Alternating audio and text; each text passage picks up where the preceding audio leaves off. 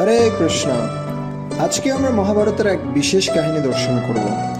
পাণ্ডব এবং কৌরবদের সমস্ত অস্ত্র শিক্ষা প্রদানের পর অস্ত্রগুরু দ্রোণাচার্য এক প্রদর্শনীর আয়োজন করেন।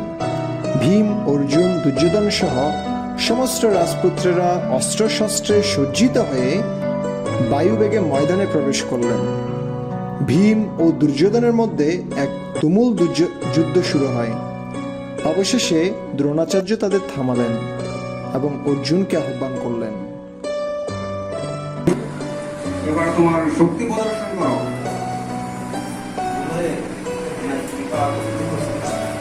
ওনার শরীর যে অ্যাডজাস্ট হচ্ছে না।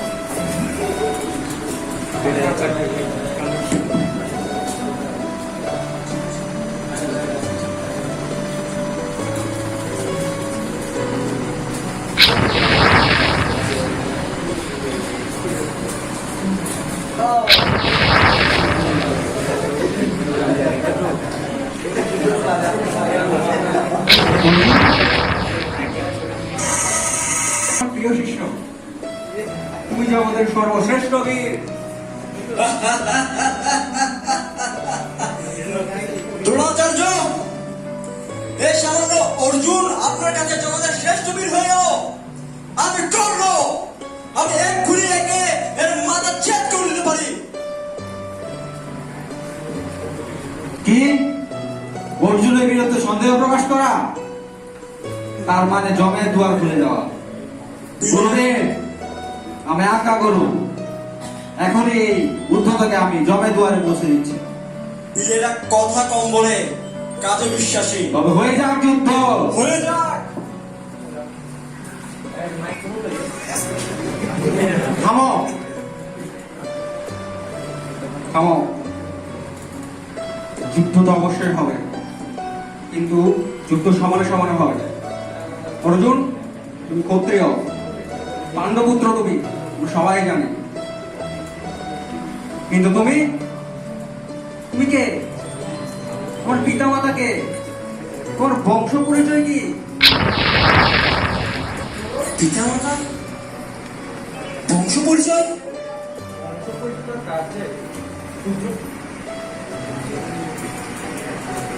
বংশ পরিচয়ের বিরুদ্ধে ক্ষুদ্র বংশ পরিচয় না। আর কর্ণের মতো বীর অবশ্য কোনো উচ্চ বংশের হবে। আর তাও যদি সে না হয়, আজ এই মুহূর্তে আমি তাকে অঙ্গরাজ বানিয়ে দিলাম। অঙ্গরাজ? যুবরাজ দুর্যোধন, আপনি আমার অঙ্গরাজ বানালেন? আমি সুতপুত্র ছিলাম বলে আমার বিরুদ্ধে সারা সমাজ অবজ্ঞা করেছিল। আমি সুতপুত্র বলে আমার ধনুকের শক্তি প্রদর্শন করতে পারিনি। আমি আপনার কাছে কৃতজ্ঞ হয়ে রইলাম। আপনার জন্য কি করতে পারি আমি দুর্যোধন? তোমার বন্ধুত্বই আমার একমাত্র কাজ, আর কিছু লাগবে না।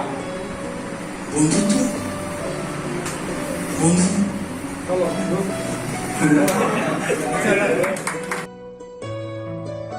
এই পাণ্ডবদের আমি ধ্বংস করব।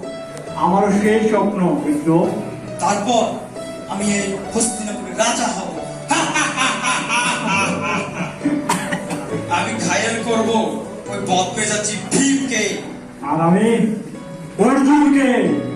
বাকি রইল কে? ধর্মরাজ যুধিষ্ঠির সারাদিন ধর্ম নিয়ে পড়ে থাকে, উনি যে এক বাতাসে কুপকাত হয়ে যাবে। উল্লাস সহদেব, ওরা তো বাচ্চা এখনো। বাতাসে উড়ে যাবে, বাতাসে উড়ে যাবে।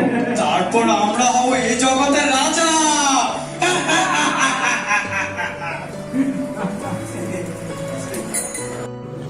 পাশা খেলার ময়দানে পাণ্ডব এবং কৌরবেরা। পাশা খেলায় চক্রান্ত করে কৌরবেরা নির্মমভাবে পাণ্ডবদের হারিয়ে দেয় এবং নির্যাতন করতে থাকে।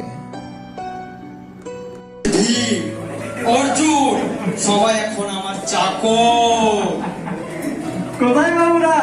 সেদিন তো যুদ্ধের ময়দানে বেশ বীরত্ব দেখিয়েছিলে, বেশ অহংকার ছিল। আজকে আমি কিশমিশের মতো চুষে গেলে। দাও, এক্ষুনি আমার পতাকা তোদের মস্তক আমি ছিন্ন বিচ্ছিন্ন করছি। ছেড়ে দাও মিত্র, ছেড়ে দাও, ছেড়ে দাও, ছেড়ে দাও। এরা থাক, এরা এখন আমাদের চাকর। এদের যে 5 জনের এক স্ত্রী দ্রৌপদী, তাকে নিয়ে আসা যায়। হ্যাঁ, চলো ওর নগ্ন শরীর উপভোগ করা যাক। মহারাজ, সাথে আমাদের দুষ্টাদেরকে নিয়ে ভালো হবে। ওর বেশ্যার তো 5-5টা স্বামী, আর 2-1টা বেশি হলে সমস্যা নাই। শুধু দুজন, আপনি আর আমি। চলো। কেমন কেমন দুর্যোধনের প্ররোচনায় কর্ণ একে একে সমস্ত জঘন্য কাজে লিপ্ত হতে থাকল। এক সময় কুরুক্ষেত্রে যুদ্ধ অনিবার্য হয়ে উঠল। এই কথা জানতে পেরে পাণ্ডবদের মাতা কুন্তী দেবী কর্ণের সাথে সাক্ষাৎ করতে গেলেন।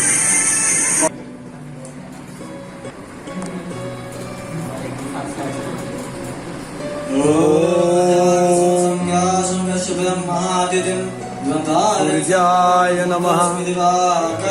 ওম সূর্যায় নমঃ। ওম সুরেশ্বরায় নমঃ। ওম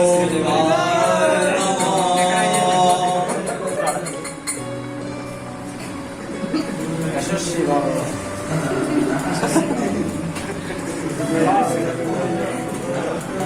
কে হে দেবী? আপনি নিশ্চয় দাদা কর্ণের গানের মহিমা শ্রবণ করে এখানে এসেছেন। আপনি আপনার অভিলাষ ব্যক্ত করুন মাকে। তার আগে বলুন আপনি কে? রাজমাতা? আপনি আমার মাতা বলতে যাবেন কেন? আপনি তো পঞ্চপাণ্ডবের মাতা। আমার মাতা রাধা। পুত্র, তুমি জানো তুমি আমার বড় ছেলে। বিবাহের পূর্বে ছোটদের থেকে তোমরা আমাকে দিয়েছিল, কিন্তু সমাজের রীতিনীতির কারণে আমি তোমাকে নদীতে ভাসিয়ে দিই, আর সেই নদী থেকে পেয়ে বললো তোমার পালন করেন। রাধা তোমার প্রকৃত মাতা নন, আমি তোমার প্রকৃত মাতা। আর বলবেন না। মাতা? কিসের মাতা? যেদিন ভরা সমাজে আমাকে অপমান করা হয়েছিল শূদ্র পুত্র বলে, আমার বীরত্বকে সম্মান দেওয়া হয়নি যে সমাজে, আপনি সেখানে উপস্থিত ছিলেন। আপনি কেন প্রতিবাদ করলেন না? কেন সেদিন আপনার পুত্র স্নেহ সেদিন আমার সামনে প্রকাশ করলেন না? আমায় তুমি ক্ষমা করে দাও পুত্র, আমি নিরুপায় ছিলাম, কিন্তু এখনো বেশি দেরি হয়ে যায়নি। তুমি অধার্মিক দুজনের পক্ষ ত্যাগ করো, আর নিজ ভাতাদের বিরুদ্ধে সংযুক্ত হয়ে যুদ্ধ করো। না মাতা, এ কখনো সম্ভব নয়। আমি দুর্যোগের পক্ষ ত্যাগ করতে পারবো না। বেশ, তুমি দাতা করো না, তবে আমায় একটা বর দাও। বেশ, কি বলছেন আপনি? তুমি আমায় এই বর দাও যেন যুদ্ধে আমার 5 পুত্রই জীবিত থাকে। এই সম্ভব না। আমি শপথ নিয়েছি আমি অর্জুনকে বধ করবো। তুমি তোমার মাতাকে এই সামান্য বরটাকে দিতে পারছো না, আর নিজেকে দাদা করো বলো। কে বলেছে তোমাকে দাদার নাম ধরতে? আচ্ছা, তাহলে আপনি যেহেতু আমাকে পুত্রকে স্বীকার করেছেন, তবে এটাই বলতে পারি যুদ্ধ শেষে আপনার 5 পুত্র জীবিত থাকবে। তবে হয় অর্জুন মরবে, না হয় আমি দুর্যোধনকে ত্যাগ করতে পারবো না মাতা। আমি দুর্যোধনকে ত্যাগ করতে পারবো না। কর্ণকে নির্জন স্থানে দেখা করতে বললেন। কর্ণ পায়চারি করতে থাকবে।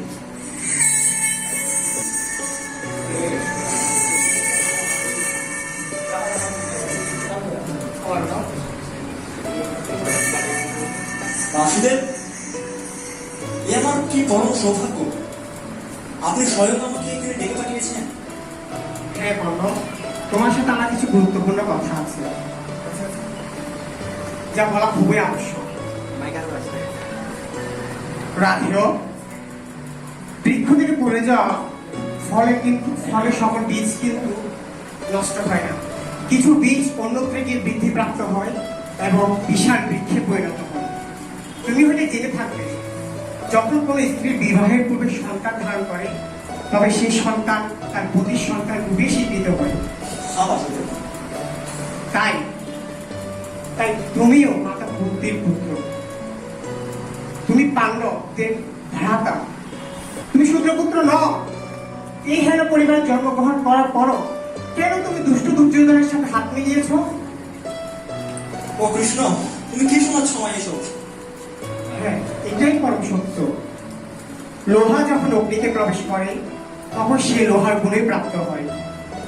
তোমার সমস্ত শক্তি সামর্থ্য যদি পাণ্ডবদের সাথে একত্র হয় তবে তুমি যশ কীর্তি সবই প্রাপ্ত হবে। তাই তুমি দুর্যোধনের পক্ষ থেকে সরে এসো এবং পাণ্ডব পক্ষে যোগদান করো। আমার দৃঢ় বিশ্বাস, তুমি যদি পাণ্ডবদের পক্ষ হয়ে যোগদান করো তবে তোমাকে তারা বড় ভাইয়ের মতো শ্রদ্ধা করবে, সম্মান করবে এবং তোমার কথা মতোই রাজ্য পরিচালনা করবে।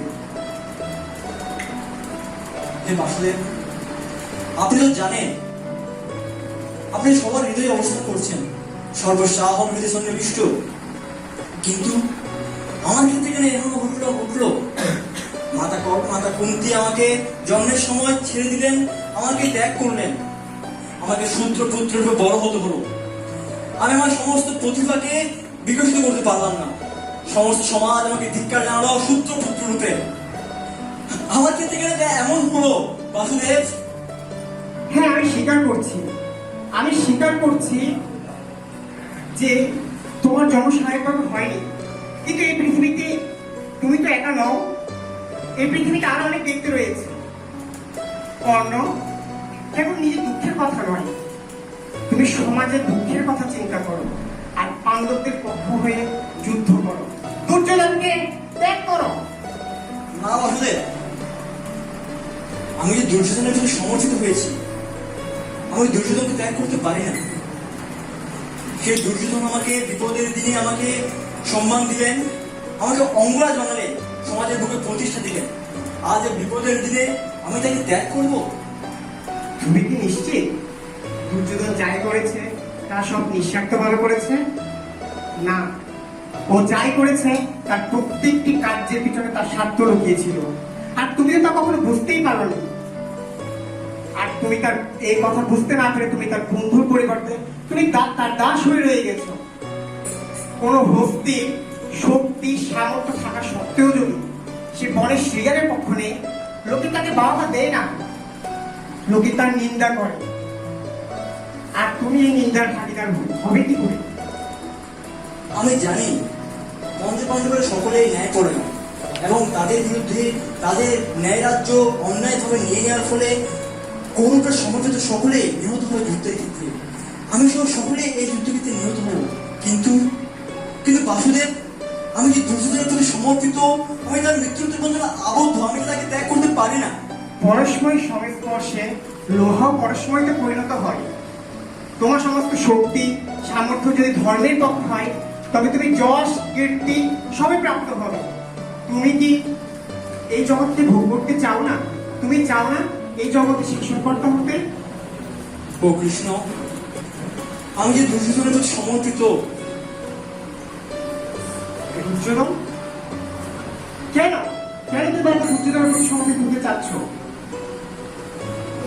আমি দুর্যোধনের বন্ধুদের কাছে হেরে গেছি বাসুদেব। আমি দুর্যোধনকে ত্যাগ করতে পারবো না বাসুদেব। আমি দুর্যোধনকে ত্যাগ করতে পারবো না বাসুদেব। যখন মানুষ জীবন অন্তিম সময় অব্দি ধর্মকে ধারণ করে, সেই প্রশংসার প্রাপ্ত হয়। লোকে তাকে পূজা করে, লোকে তার জয়গান করে। কোন সর্পের মস্তকে মনে থাকা সত্ত্বেও লোকে কিন্তু সাপের সঙ্গ করে না। কর্ণ, তোমার সর্বদা সৎসঙ্গ করা উচিত, অসৎসঙ্গ নয়। তুমি তো আমার ভক্ত, আর একজন ভক্তের উচিত সর্বদা উন্নত ভক্তির সঙ্গ করা, না হলে সে দুর্বল হয়ে পড়বে। কর্ণ, তুমি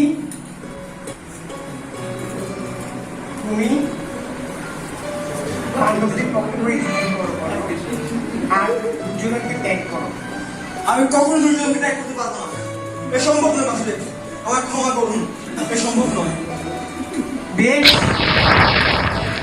তোমার কার্যে আমি হস্তক্ষেপ করবো না, তবে মনে রেখো যখন তার চরম পতন শুরু হয় তখন সে সাধু গুরু বৈষ্ণবদের পরিত্যাগ করে দুর্যোধনের মতো অসৎ সঙ্গ ব্যক্তির সঙ্গ করে থাকে, আর তার একটি ফল হয় ধ্বংস।